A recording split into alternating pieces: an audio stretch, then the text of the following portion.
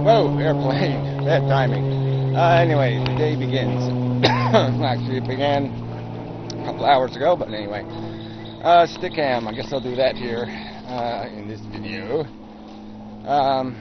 Yeah, it's a good night. It started off slow, very slow. Quite a bit of hacking kind of stuff, a lot of lag. It really wasn't technically, the room didn't run very well. But the conversation was pretty good in a few spots. Karina, yeah, she did it again. Yeah, it was good enough conversation that actually Coughlin was in the room and he didn't get a word in edgewise, which was kind of funny. But usually, when Coughlin's around, he's, engaged. But, yeah, it was just kind of rolling, and so never really got a good chance to talk to him. But anyway, that's another side issue. Yeah, we're sort of not arguing, but discussing with Karina. This idea that there is some kernel of real positive value in this living thing that does compensate or make possible an equation for justifying, perpetuating the roller coaster, putting some new person into the game and getting them all addicted and attached.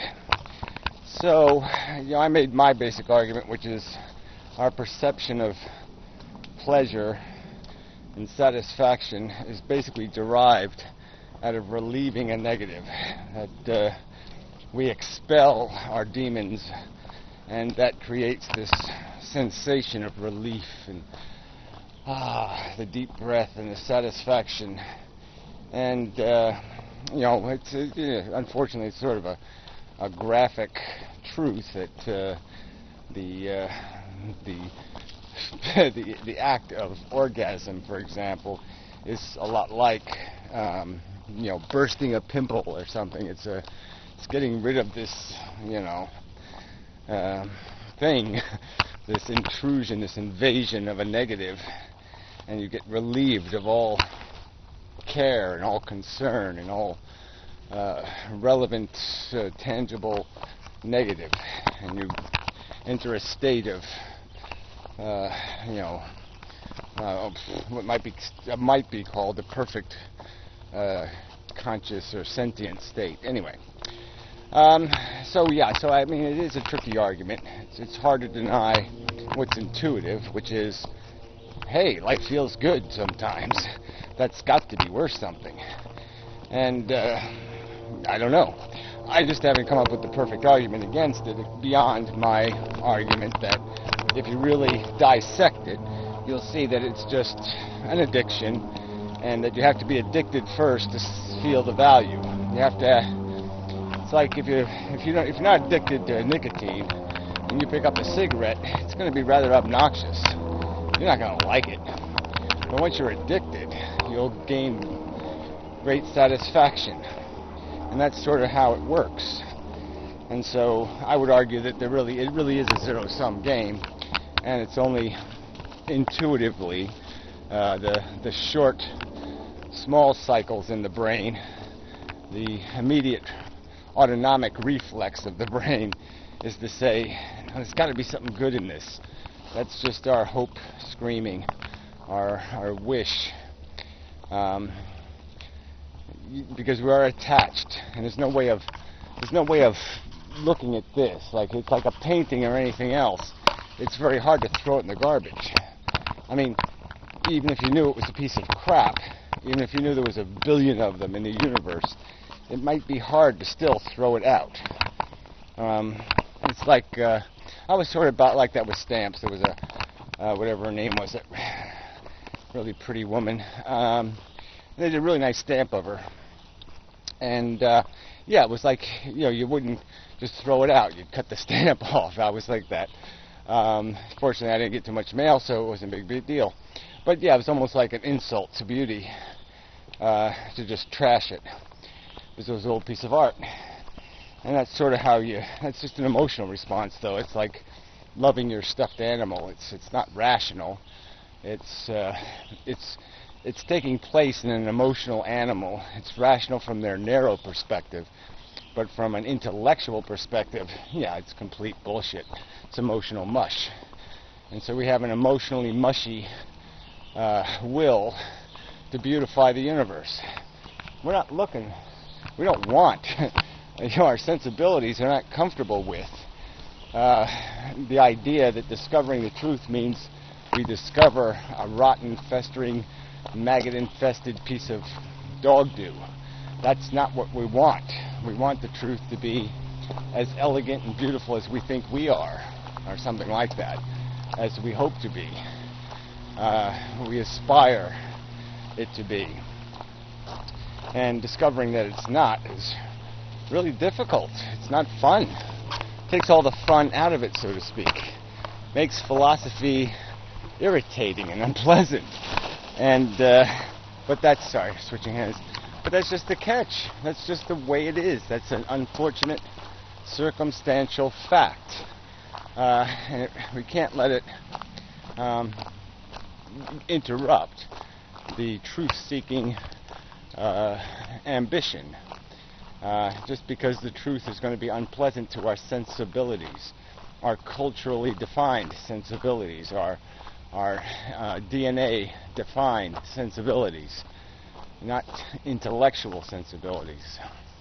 I want to get nihilism in here, and Nietzsche, because they're always brought up. This idea that, Nietzsche just talks all romantic about this individual, the dignity of the individual and all this shit, and it just is such bullshit, because you don't live in an individual context. You live in a context of, there's a bird over there tweeting, it needs, it wants, it has a sense, a sentience that needs to be respected. Oh, this is a video, this isn't Stickam, so I might as well just post this as a video. So, that's the context of our existence, is you can't move, you can barely even have a thought without impacting the world around you. And if enough people say the word yes in a voting booth, the world changes. And that's just a fact.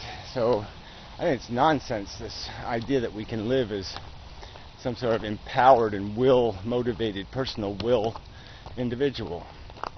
And then this nihilistic bullshit, which sort of, yes, okay, it gets the futility part, like, yes, it wasn't designed by a brain, so therefore it doesn't have built into it any rational purpose. Well, that's right, correct, you got that part right, but the fact is that it accidentally, without having a purpose, stumbled on value. As soon as evolution created that first, I said it before, that first organism that said ouch, it was game on. Meaning existed in the universe then. Alright, and nihilism was bullshit. Any notion that it didn't matter, that it doesn't matter, went right out the window. And it just became a juvenile, immature, silly argument to make that it doesn't matter. Of course it matters. The problem is, as it was for the Buddha, is what the hell do you do about it? I mean, as much as we've progressed, the prospect of taking the reins, taking control and full responsibility for the existence of life on Earth, that's a daunting thing. It's a huge responsibility to have to justify every misery imposed, and to say, well, it's all for the best. Who are you to say that to somebody else's pain? Who are you to say that in their face as they suffer? That's bullshit. Anyway, at any rate, it's a huge responsibility to take. And so, I don't think we're up to it yet, the human race. They're not even close to saying, yes, I'll take, my intelligence enables me to see it, I know what it is, I will take responsibility for these passengers, and I will use my intelligence to, blueprint the best plan to a future. And instead of letting chaos and accident and bullshit define our destiny, we'll do it deliberately and responsibly. I guess that's the key word. We'll take responsibility. So now we'll be serious. We won't be drunk, and we'll drive right. We'll follow the road signs that logic puts out there, and we'll see that this doesn't go anywhere. Intelligence is a great thing, but it's a tool. It only has purpose when it has a purpose. It has to be given a job to do. If intelligence doesn't have a job or a mission, a primary directive, as Star Trek talk, intelligence needs a primary directive. And unfortunately, the only directive, the most logical and rational directive that can be gleaned from the truth of this biology is that